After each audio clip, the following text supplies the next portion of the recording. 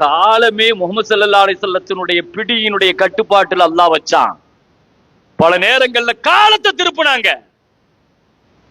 ஒரு நாள் அசர் தொழுகையினுடைய நேரம், ஹஜ்ரத் அலி ரலியல்லாஹு அன்ஹுடைய மடியில முகமது ஸல்லல்லாஹு அலைஹி வஸல்லம் படுத்திருக்கிறாங்க. வஹி வந்துச்சு.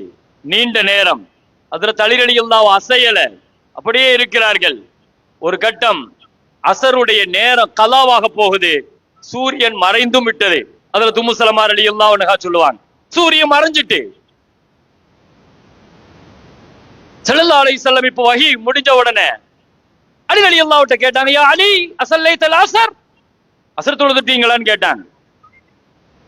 ரசூலுல்லாஹ் இன்னும் தொழுகல. நபி ஸல்லல்லாஹு அலைஹி வஸல்லம், அல்லாஹும்ம இன்னஹு கான ஃபீ தஆத்திக, யா அல்லாஹ், இவர் உன்னுடைய கட்டுப்பாட்டுல, உன் ரசூலினுடைய கட்டுப்படுதல்ல இவர் இருந்ததனால தொழுகையை விட்டுட்டாரு. ஃபர்துத் அலைஹி ஷம்ஸ், சூரியனை நீ திரும்ப அனுப்புன்னு சொன்ன. திரும்ப சூரியனை அனுப்பு.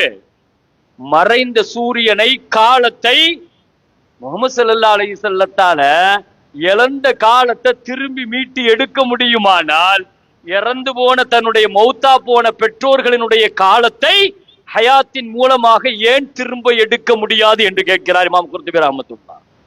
அவர்கள் வாழ்ந்த காலத்தையே ரசூல் ஸல்லல்லாஹு அலைஹி வஸல்லத்தால திரும்ப எடுக்க முடியுமே, முடியாதா?